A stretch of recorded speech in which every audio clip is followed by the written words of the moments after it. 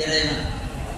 ஆனால் தலையிலேயும் தன்னுடைய பாதத்தின் அடியிலேயும் மதுரை மண் பட்ட இடம் புண்ணிய பூமி. அங்கிருந்து கிடைத்தது கண்ணுக்கிணைய பொருளாகிய நம் கரத்தில் வந்தது சொக்கநாத பெருமான். அந்த சொக்கநாத பெருமான் எப்படி மதுரையில் துவாதசாந்த பெருவழியாக அந்த தலம் போற்றப்படுகிறதோ அதே போன்றுதான் இந்த தருமபுரத்திலேயும் துவாதசாந்த பெருவழியில் தான் சொக்கநாத பெருமான் வீட்டிருக்கின்றார். நீங்கள் தொட்டி முத்தம் என்று சொல்லக்கூடிய அந்த இடத்துல நின்று பார்த்தீர்களானால் நம்முடைய சிரசுக்கு மேலாகத்தான் சொக்கநாத பெருமான் இருப்பார். அதனால் ஒரு சொக்கநாத பெருமானுடைய அங்கே எழுந்தருளி அதே மூர்த்தம் இங்கு ஸ்படிகலிங்க மூர்த்தமாக எழுந்தருளி அருள் பாலிப்பதனால் அங்கு நடைபெறுகின்ற அத்தனை விழாக்களும் தருமையிலேயும் நடைபெற்று கொண்டிருக்கிறது.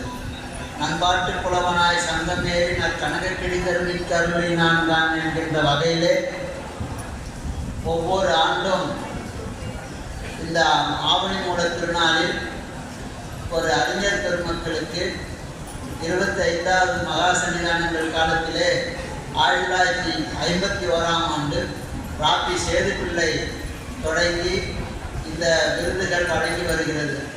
அந்த வகையில் இந்த ஆண்டு இதுவரைக்கும் 78 ஆண்டுகளாக இந்த விருது வழங்கி கொண்டிருக்கிறது. தரமையாக 60 ரூபாய், இன்றைக்கு 1,40,000 ரூபாய் கிட்டத்தட்ட பவுன் வந்திருக்கிறது. ஆனாலும் கூட நம்முடைய நிலையிலிருந்து சொக்கநாத பெருமான் அதே அளவு கொடுக்க வேண்டும் என்று அருளி செய்திருக்கின்றார்.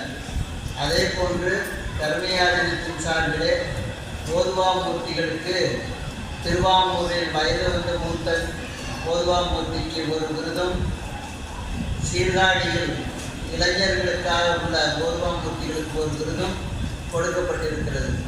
இந்த ஆவணி மூல நாளில் அறிஞர்கள் பல்வேறுபட்ட துறைகளில் பணியாற்றியவர்களுக்கு ஒவ்வொரு ஆண்டும் தேர்ந்தெடுக்கப்பட்டு அது கொடுக்கப்படுகிறது.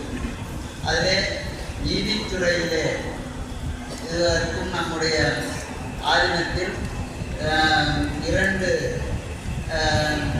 நீதியரசர்களுக்கு வழங்கப்பட்டிருக்கிறது.